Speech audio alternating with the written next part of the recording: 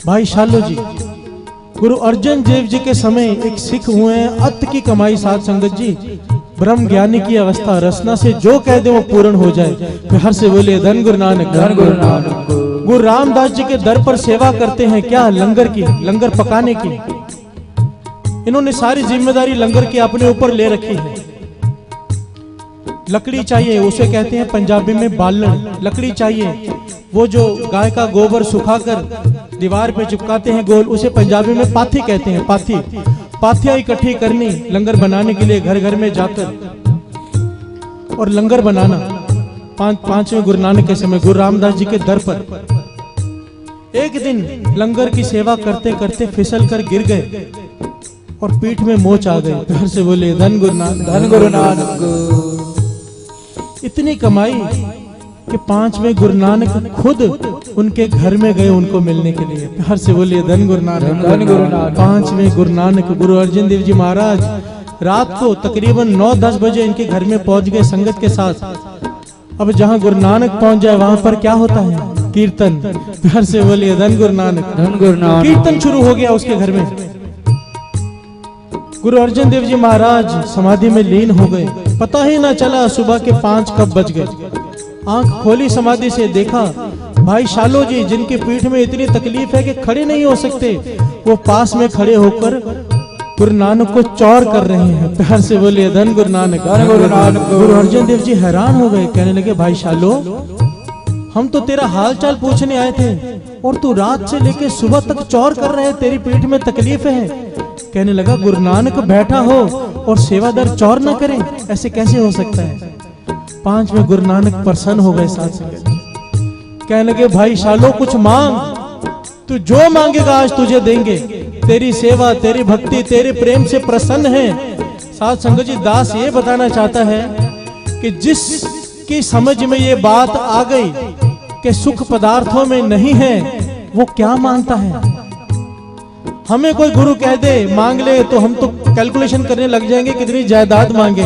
घर से बोलिए धन गुरु नानक, धन गुरु नानक। दुनिया के कितने सुख मांगे, पर भक्तों की अवस्था, जिनकी ये हृदय में बात घर कर गई हो कि ये क्षणिक सुख हैं, सुख मांगेंगे तो दुख साथ में आ जाएगा। क्या मांगा भाई शालो ने? भाई शालो कहने लगे महाराज आपका दिया हुआ सब कुछ है, किसी चीज की जरूरत नहीं। पांचवें गुरु नानक कहने लगे ये तेरा टोबा है। भाई शालो जी के घर में एक टोबा बना हुआ था, टोबा छोटा सा चुबच्चा, कह लीजिए छोटा सा सरोवर।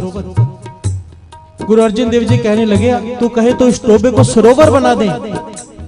भाई शालो कहने लगे सरोवर गुरु घर में ही अच्छे लगते हैं। हर से बोले धन गुरु नानक, धन गुरु नानक। गुरु घर में ही शोभा देते हैं, मेरे घर में नहीं। तो गुरु अर्जन देव जी महाराज कहने लगे फिर भी हम इस तेरे टोबे को वर देते हैं। कोई बालक बीमार हो, किसी प्रकार की बीमारी हो, उसे जो भी श्रद्धा प्रेम से लाके इस टोबे में स्नान कराएगा उस बालक के रोग दूर हो जाएंगे। प्यार से बोले धन गुरु नानक, धन गुरु नानक। पांचवें गुरु नानक ने वर दे दिया। सत श्री अकाल। दास हमेशा कहता है जकारा बुलाओ तो सबको पता चले, ताकि सारे लोग बुला सकें। जोर से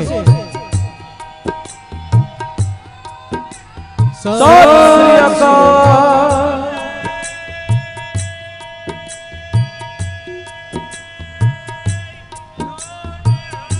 सत श्री अकाल।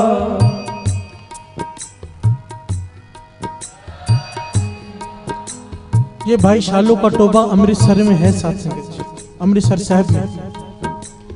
वैसे एड्रेस समझाऊंगा तो शायद किसी को ना समझ में आए, पर एक होटल का नाम लूंगा तो लगभग सबको समझ में आ जाएगा। केसर का ढाबा सबने सुन रखा है। प्यार से बोलिए धन गुरु नानक, धन गुरु नानक। क्योंकि सिंधी संगत, पंजाबी संगत खाने पीने की शौकीन होती है। अमृतसर में जाती है तो इस ढाबे पे खाना जरूर खाती है, बड़ा मशहूर ढाबा है। इसके पास में यह स्थान है भाई शालो का, छोटा सा स्थान है साथ संगत जी, पर इतनी करामात है। आगे की घटना सुनिए। भाई शालो जी कहने लगे पातशाह आपका दिया हुआ सब कुछ है, कुछ नहीं चाहिए। पांचवें गुरु नानक कहने लगे कुछ ना कुछ मांगना पड़ेगा। तो भाई शालो जी ने क्या मांगा? कहने लगे पातशाह अगर तुठे ही हो तो ये दात बख्श दो। ये जो अंदर मांगने की भावना होती है ना कुछ, ये मेरी मांगने की भावना ही खत्म हो जाए। घर से बोलिए धन गुरु नानक, धन गुरु नानक। कितनी बड़ी दात मांगी। कि जो मांगने की भावना होती है कि मैं कुछ मांगूं, मेरे अंदर से ये भावना, ये इच्छा ही खत्म हो जाए कि मैं गुरु से कुछ मांगूं। प्यार से बोलिए धन गुरु नानक।